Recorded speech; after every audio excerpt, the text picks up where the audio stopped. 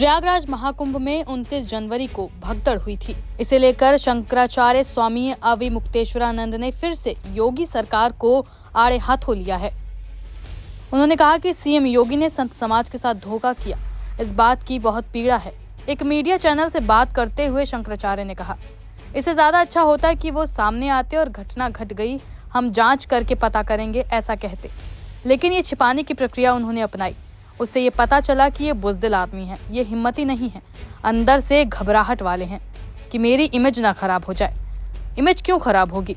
आप जब गलत काम करेंगे तब इमेज खराब होगी। इसका मतलब आप इमेज के लिए कुछ भी कर सकते हैं। एक दूसरे सवाल का जवाब देते हुए उन्होंने कहा कि इस्तीफे की मांग का क्या मतलब है? अगर वो पद पर भी बने रहते हैं, इस्तीफे की मांग एक सिंबल होता है कि तुम उस पद के लायक नहीं हो, लेकिन वो बेशर्मी से उस पद पर बने रहते हो, तो हमें क्या दिक्कत है? हमें बनना तो नहीं है ना, हमने कोई आदमी तैयार कर रखा है कि तुम बन जाना, तो इसलिए वो हटे ना हटे वो बात नहीं है। हमने भारतीय जनता पार्टी के दूसरे लोगों से भी अनुरोध किया था कि उन्हें हटा के दूसरे योगी व्यक्ति को बैठा दीजिए, ताकि लोगों को कम से कम लगे कि कार्रवाई हुई। अब कार्रवाई क्या हुई आप बताइए। उन्होंने आगे कहा कि अगर उनकी बात मान ले कि 30 लोग भी मरे, 30 लोगों की जान मायने रखती है। 30 लोग मर गए, न तो मेला अधिकारी बदला, न डीआईजी बदला, किसी पर कार्रवाई भी नहीं हुई। सब कार्यक्रम ऐसे चल रहा है जैसे कुछ हुआ ही नहीं। ये मैसेज जा रहा है, इसकी चर्चा आम जनता कर रही है।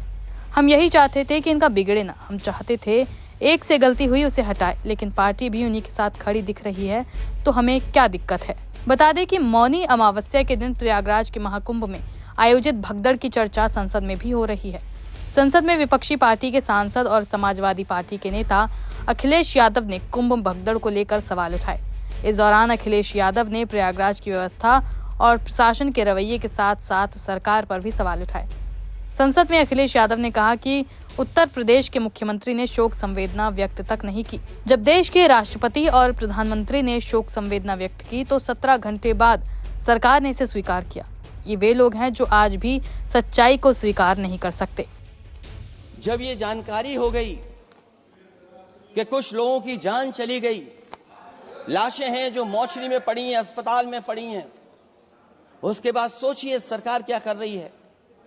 अपने सरकारी हेलीकॉप्टर में फूड भर करके फूलों को डालने का काम किया। सोचिए ये हमारी कहां की सनातनी परंपरा है। मैं जानना चाहूंगा सदन के माध्यम से हमारे माननीय सदस्य बताएं कि जहां लाशें पड़ी रही हों, न जाने कितनी चप्पलें पड़ी थीं, न जाने कितनी चप्पलें पड़ी थीं, न जाने कितने कपड़े पड़े थे, महिलाओं की साड़ियां थी, कपड़े थे,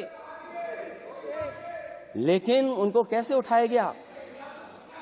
उन सबको उठाया गया जेसीबी मशीन से, ट्रैक्टर की ट्रॉली से। उनसे उठा करके कहां फेंका कोई नहीं जानता, लेकिन जब उनको लगा कि वहां से बदबू आ रही है तो यही सरकार के लोग छिपाने लगे हैं। यही आपका महाकुंभ का आयोजन था, और हर बात को छिपाने के लिए न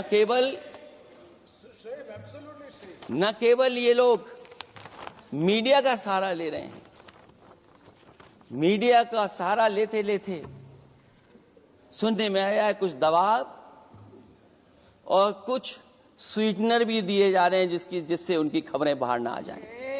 और अगर अध्यक्ष मोदी ये बात सब गलत है मेरी, अगर ये बात सब गलत मैं कह रहा हूं, तो अभी तो नेता सदन को अभी भाषण देना है।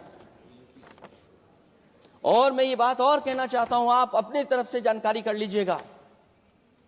हमारे उत्तर प्रदेश के मुख्यमंत्री जी ने शोक नहीं प्रकट किया था। जब देश की राष्ट्रपति और प्रधानमंत्री जी ने शोक प्रकट किया, उसके बाद 17 घंटे बाद सरकार ने स्वीकार किया। अध्यक्ष मोदी, ये वो लोग हैं जो आज भी कोई सच्चाई स्वीकार नहीं कर सकते।